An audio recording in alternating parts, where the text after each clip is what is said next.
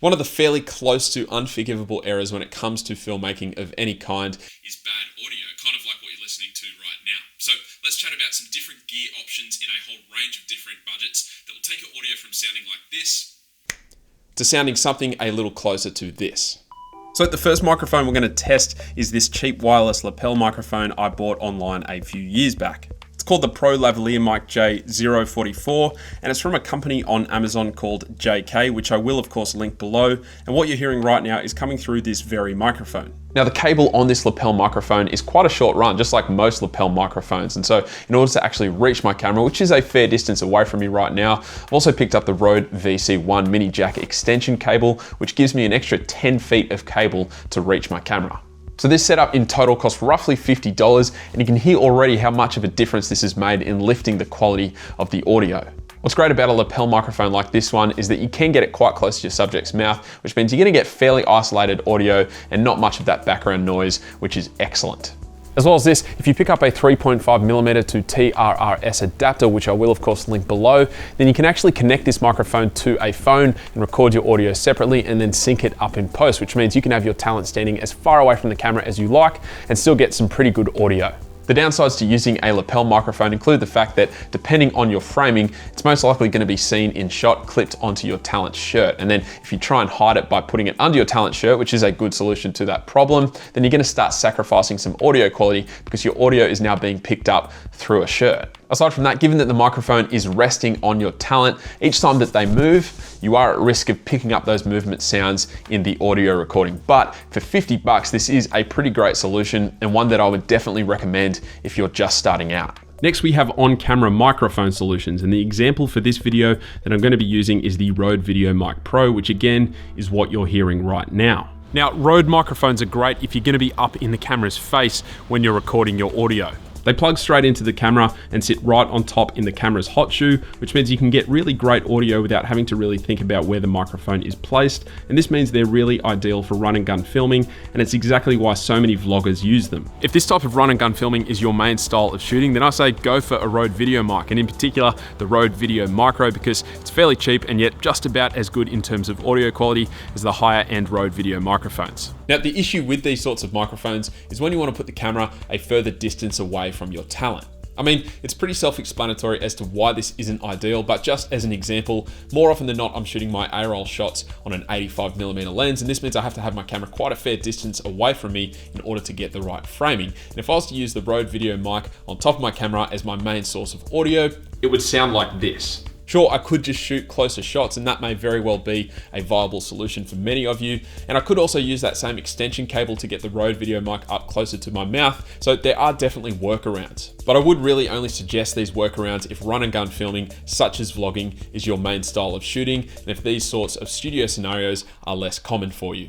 The next option to take your audio a stage further is to use an external recording device. The one that I'm currently using and have been using for the past 6 years or so is the Zoom H4n recorder. Now, I filmed a review for this recorder a few years ago, and I still encourage you to watch it, so I'll place a link down below. But what's great about most external recorders like this one is that they act as both a dedicated microphone and as a field recorder. This means you can use it as your first microphone upgrade for however long you like, but then if and when you upgrade to a newer microphone in the future, your field recorder doesn't become obsolete, but it actually becomes the method by which you capture the audio from your new microphone. As well as this, because it is an external recorder, it means you can have your talent as far away from the camera as you want, and as long as they have the external recorder somewhere near them, then your audio should be pretty clean. Now you can sync your audio just by ear when you're editing, but a really easy way to do it, and this is the method I've always used, is to give a really strong clap at the start of your recording. That way when you're editing, you just find the visual and the audio cues in both of the recordings, you line them up and you've got synced audio, which is super fast and really accurate.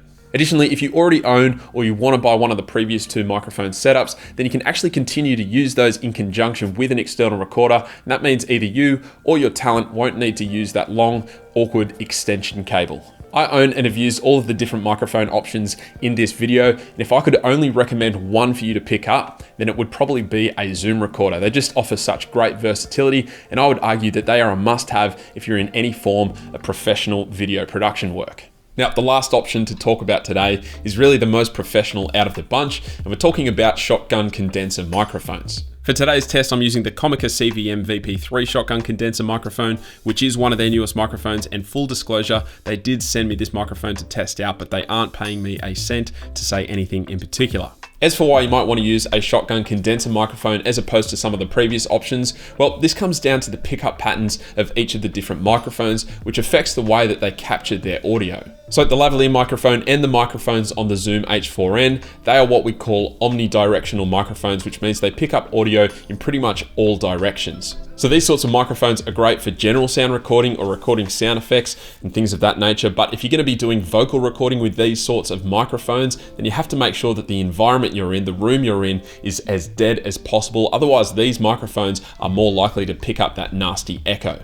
And that's why shotgun condenser microphones like this one from Comica are so good, because they have what we call super cardioid polar pickup patterns, which means they are very much one directional. And this gives us lots of flexibility in the environments we film in, because we don't have to worry as much about the echo. This shotgun microphone in particular also offers a few handy extra features, such as a low cut filter and a high frequency boost setting, as well as a negative 10 dB option for lowering the sensitivity of the microphone. And so these sorts of microphones in the right environment are designed to get you the best audio quality possible. They also take the microphone off your talent, unlike a lav mic, which means we don't have to worry about movement or other unwanted sounds being picked up through the microphone. One downside to using these sorts of microphones is that you will most likely need some extra gear to be able to use them properly. So we're talking a microphone stand and an extension cable at the very least, plus probably a sandbag as well for stability. So that's something to keep in mind. But unlike most shotgun condenser microphones, this one from Comica does come with a hot shoe mount adapter, so you can use it straight out of the box as an on-camera microphone if that's something you're interested in. So just to sum up, I thought I'd give you a quick side-by-side comparison of what each microphone sounds like in the same environment and with the same setup. So for this test, I'm going to run each microphone into the Zoom H4n, meaning I'm recording audio separately to my camera. And then I'm going to mount each microphone as close to my mouth as possible without getting into the shot. And I'm also going to leave a quick gap after each so you can hear what the noise floor of each microphone is as well. So let's have a quick listen as to what each setup sounds like. This is a quick microphone test. Testing 1, 2, 3. Testing 1, 2, 3. This is a quick microphone test. Testing 1, 2, 3. Testing 1, 2, 3. This is a quick microphone test. Testing 1, 2, 3. Testing 1, 2, 3. This is a quick microphone test. Testing 1, 2, 3. Testing 1, 2, 3. This is a quick microphone test. Testing 1, 2, 3. Testing 1, 2, 3.